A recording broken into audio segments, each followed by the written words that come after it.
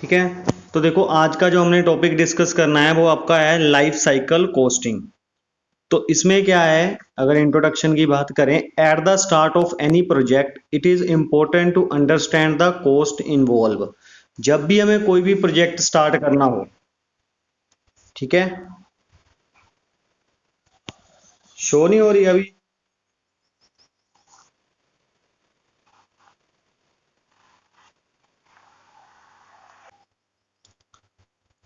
तो देखो जब भी आपने कोई प्रोजेक्ट स्टार्ट करना हो ना, तो उसमें आपको कौन कौन सी कॉस्ट उसमें इन्वॉल्व है, तो वो चीज हमें पता होनी चाहिए। ठीक है। और वो कॉस्ट हमें पता चलती है लाइफ साइकिल कॉस्टिंग से। तभी हमने डिस्कस किया है at the start of any project, जब भी हमें कोई प्रोजेक्ट स्टार्ट करना हो तो it is important to understand the cost involve. तो उसमें कौन कौन सी कॉस्ट इन्वॉल्व है, तो ये चीज हमें पता होनी चाहिए। राइट। अब देखो जो ट्रेडिशनल मेथड है, ठीक है, जो हमने पुराने मेथड थे वो क्या करते थे, वो simply look at the startup cost, cash flow cost, profit और लॉस के बारे में हमें बताते थे। जो आपके पुराने मेथड है वो सिंपली जैसे स्टार्ट करते थे, कॉस्ट कैश फ्लो कितना हो रहा है, प्रॉफिट कितना हो रहा है, लॉस कितना, इस चीज के बारे में बताते थे। जब जब हम ये वाला टॉपिक डिस्कस करेंगे आगे, तो इसमें हमने और भी जो पॉइंट रहते थे, तो वो सारे पॉइंट इसमें हमने कवर करने हैं। राइट। तो इसमें देखो जो आपका है, focus primarily on the manufacturing stage of the product life cycle. इसमें जो आपका स्टार्टिंग में मैन्युफैक्चरिंग कॉस्ट आती थी, ठीक है, और उसके बाद प्री और पोस्ट, प्री मतलब पहले, पोस्ट मतलब उससे बाद में जो चीजें कॉस्ट आती थी वो सारी चीजें हमने इसमें इंक्लूड करनी होती है। प्री का मतलब मैन्युफैक्चरिंग से पहले का, पोस्ट मतलब मैन्युफैक्चरिंग करने के बाद का, दोनों का कॉस्ट और मैन्युफैक्चरिंग का कॉस्ट, वो सारी चीजें हमें ऐड करके तभी हमारे पास लाइफ साइकिल कॉस्टिंग का आता था। आगे पूरे चैप्टर में हमने यही डिस्कस करना है कि कैसे किसी भी प्रोजेक्ट में कौन कौन सी जो कॉस्ट है वो इन्वॉल्व होती है और आप लोग उसको कैसे फाइंड आउट करते हो, तो वो चीज हमने लाइफ साइकिल कॉस्टिंग में कैलकुलेट करनी है। राइट। नेक्स्ट है आपका, अगर हम इसकी डेफिनेशन के बारे में डिस्कस करें, लाइफ साइकिल कॉस्टिंग की हम अगर डेफिनेशन के बारे में डिस्कस करें, तो इसमें देखो क्या आ रहा है, life cycle costing is defined as the total cost throughout its life including planning, designing, acquisition, support cost and other cost directly attributable to the owning is called life cycle cost. कहने का मतलब क्या है, जो life cycle cost है उसमें आपकी total cost बन जाती है, जिसमें आपका टोटल प्लानिंग का, डिजाइनिंग का, मैन्युफैक्चरिंग का, ओनिंग का सारा जो खर्चा रला के जो भी कॉस्ट बनती है वो आपकी लाइफ साइकिल कॉस्टिंग में आता है। तो यहाँ तक क्लियर हो गया कि लाइफ साइकिल कॉस्टिंग में जो आपकी टोटल कॉस्ट बनेगी, जिसमें आपका प्लानिंग में कितना खर्चा आया, मान लो कोई चीज आपने मैन्युफैक्चर करनी है तो उसके लिए प्लानर को जो डिजाइन करके देगा उसकी कॉस्ट, उसके बाद उसको बनाने में कितना खर्चा आएगा वो सारी कॉस्ट, तो सारी की सारी कॉस्ट हमने ऐड कर देनी है। ठीक है। और उससे जो आपकी बनेगी वो बनेगी आपकी लाइफ साइकिल कॉस्टिंग का। अगर हम इसको कैटेगराइज करें, ठीक है, तो इसमें आपके तीन कॉस्ट हमने डिस्कस करने हैं। फर्स्ट जो आपका इनिशियल कॉस्ट है, सेकंड आपका ऑपरेटिंग कॉस्ट है, थर्ड आपका डिस्पोजल कॉस्ट है। तो ये आपकी तीन कॉस्ट थी जो हमने इसमें डिस्कस करनी थी। तो अभी देखो जो आपकी लाइफ साइकिल कॉस्टिंग है, ठीक है, अगर हम इसका सिंपल फॉर्मूला डिस्कस करें कि लाइफ साइकिल कॉस्टिंग का, तो सिंपल फॉर्मूला उसमें देखो हमने क्या करना है कि जो कैपिटल कॉस्ट है, लाइफ टाइम ऑपरेटिंग कॉस्ट है, लाइफ टाइम मेंटेनेंस कॉस्ट है, डिस्पोजल कॉस्ट है, ये हमने सारी ऐड करनी है। ठीक है। जो उसकी operating cost, maintenance cost, disposal cost और जो उसकी रेजिडुअल कॉस्ट है जो बच जाती है, ठीक है, तो वो सारी चीजें हमें ऐड करने के बाद आपको मिलती है लाइफ साइकिल कॉस्टिंग। तो ये इसका जस्ट एक सिंपल फॉर्मूला था लाइफ साइकिल का। ठीक है। अब देखो, अब हमने कुछ एक एग्जांपल लेके कंसीडर करना है कि जैसे मान लो एक न्यूमेरिकल एग्जांपल लेके चलते हैं और फिर उससे हम समझते हैं कि आपकी जो लाइफ साइकिल कॉस्टिंग का क्या मतलब है, आपको इस एग्जांपल से क्लियर हो जाएगा। ठीक है, तो अभी देखो, एक company is planning a new product. मान लो एक कंपनी है, वो क्या है, वो एक न्यू प्रोडक्ट लॉन्च करना चाहती है। ठीक है, तो उसके लिए जो आपको कॉस्ट चाहिए वो चीज हमने एनालाइज करनी थी इस क्वेश्चन में। तो market research information suggest that the product should sell 10,000 unit. जो उसका प्रोडक्ट का यूनिट है जो हमने सेल करना है, 10,000 सेल करना था। The company seek to make a mark up to a 40% product cost. जो कॉस्ट है उसकी 40% है प्रोडक्ट कॉस्ट की। It is estimate that the lifetime cost of the project will be as follow. तो इसमें क्या है, डिजाइन एंड डेवलपमेंट कॉस्ट कितनी आ रही है, 50,000 आ रही है। मैन्युफैक्चरिंग कॉस्ट कितनी आ रही है, 10 रुपए पर यूनिट आ रही है। एंड ऑफ लाइफ कॉस्ट कितना आ रहा है, 20,000 आ रहा है। ठीक है, तो हमें क्या है, रिक्वायर्ड क्या आगा हमें, what is the original life cycle cost per unit, एक यूनिट पे कितनी कॉस्ट आएगी।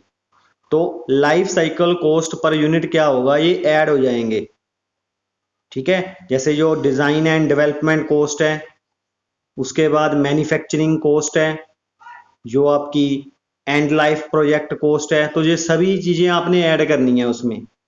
तो उसके बाद जो टोटल आपकी कॉस्ट बनेगी, ठीक है, वो बन जाएगी आपकी life cycle costing per unit, एक यूनिट पे कितनी बन रही है।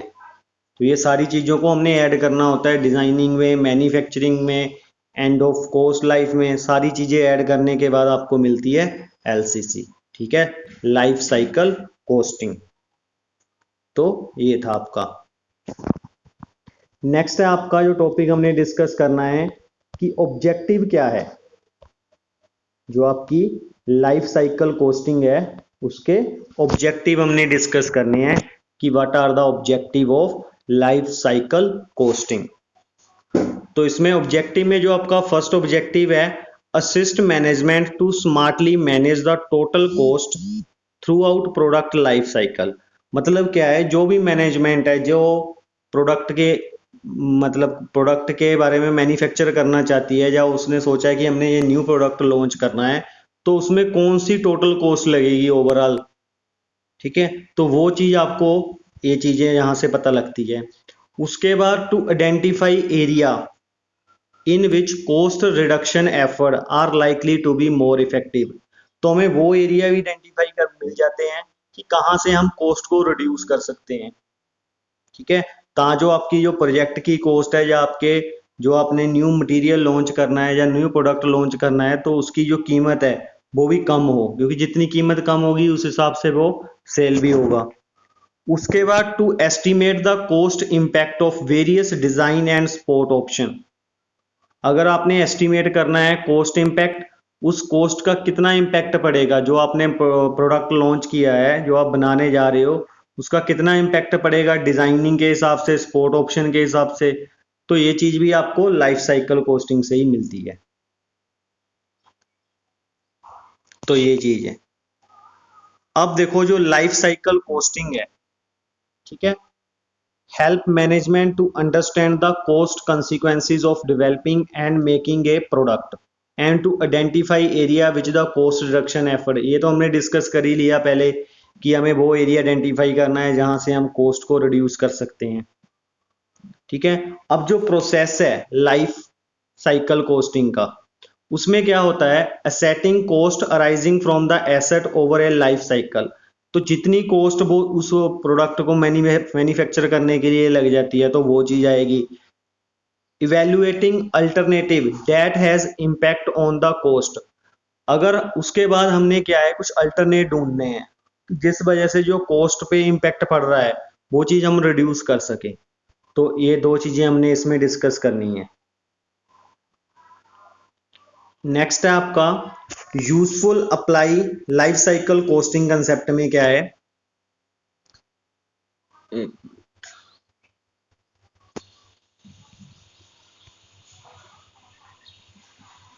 अब देखो, aspect of life cycle costing, ये आपका इंपॉर्टेंट टॉपिक है। इसमें there are two important points, इसमें हमने दो इंपॉर्टेंट पॉइंट डिस्कस करने हैं। फर्स्ट है आपका the focus on the product cost. एक तो हमने जो प्रोडक्ट है, जो हमने प्रोडक्ट लॉन्च करना है या न्यू डिजाइन करना है या बनाना है, तो उसकी कॉस्ट पे, प्रोडक्ट कॉस्ट पे हमने मेन फोकस करना है।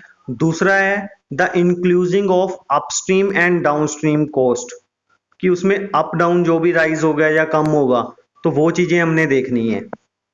अब जो प्रोडक्ट लाइफ साइकिल है, पीएलसी बोलते हैं हम इसको हमने क्लासिफाइड कर दिया है तीन तरह से।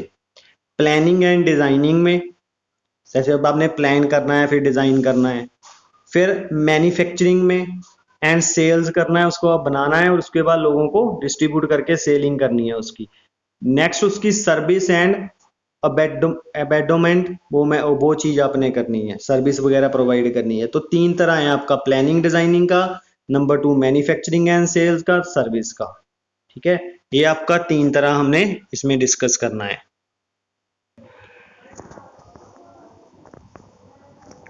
तो अभी नेक्स्ट देखो आपका है जो लाइफ साइकिल कॉस्टिंग है।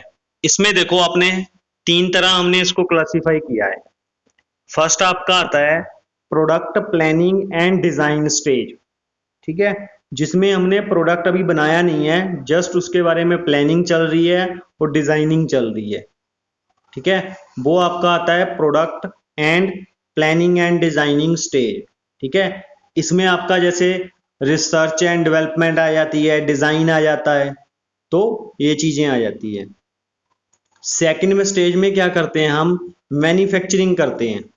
ठीक है, अब मान लो जैसे आपने कोई चीज बनानी है, न्यू प्रोडक्ट बनाना है, तो सबसे पहले क्या है, आप उसके बारे में प्रोडक्ट की प्लानिंग करोगे कि कैसा प्रोडक्ट होना है, कौन सा हमने प्रोडक्ट बनाना है। मान लो जैसे आपने मोबाइल फोन ही बनाना है, ठीक है, मोबाइल फोन के बारे में आपने जस्ट प्लानिंग करना है कि कौन सा मोबाइल फोन आपने बनाना है या डिजाइन करना, उसमें कौन कौन से फीचर होने चाहिए, उसकी कॉस्ट कितनी आएगी, उसका डिजाइन करने में क्या क्या उसका डिजाइन करेंगे हम, कितनी उसकी लेंथ बेड्थ जो भी होगा, थिकनेस कितनी होगी, स्क्रीन कैसी होगी, तो वो सारी चीजें आती है प्रोडक्ट प्लानिंग एंड डिजाइनिंग में। जब ये वाली स्टेज आपकी कंप्लीट हो जाती है, उसके बाद सेकंड स्टेप में आता है आपकी मैन्युफैक्चरिंग एंड सेल्स स्टेज। ठीक है, फिर आप जैसे मान लो आपने प्लान किया, डिजाइन किया, आप उसी हिसाब से उसको मैन्युफैक्चर कर देते हो, बनाते हो। जब वो मैन्युफैक्चर हो गया, उसकी प्रोडक्शन होगी, उसके बाद उसकी सेलिंग पे स्टार्ट होता है, जैसे एडवर्टाइजमेंट वगैरह देते हैं।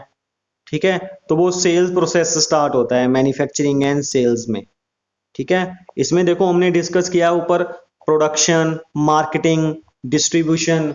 ठीक है, जब भी कोई प्रोडक्ट लॉन्च होता है तो उसकी मार्केटिंग भी करते हैं, लोगों को उसके बारे में बताते हैं, जो भी सेलिब्रिटीज होते हैं, ठीक है, उनके थ्रू, जब जो फेमस प्रोग्राम होते हैं उनके थ्रू लोगों को उसकी एडवर्टाइजमेंट करते हैं, ताकि जो लोग उनको ज्यादा से ज्यादा मतलब परचेज करें, खरीदें।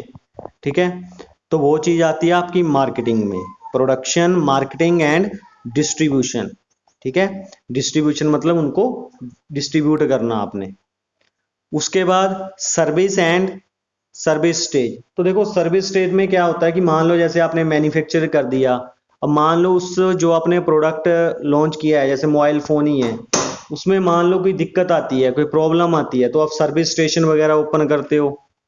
यहाँ पे वो लोग अपना जो मोबाइल फोन है उसको दोबारा रिपेयर, या उसको उसमें अगर कोई प्रॉब्लम है तो वो उसको ठीक करवा सकते हैं, तो वो आता है आपका सर्विस स्टेज में। तो इस तरह तीन स्टेजेस होती हैं, product planning and designing stage, second आपका मैन्युफैक्चरिंग स्टेज आती है, थर्ड आपका आता है सर्विस स्टेज। ठीक है, तो इस तरह आपकी तीन जो स्टेज है जो हमने डिस्कस करनी है यहां तक। ठीक है,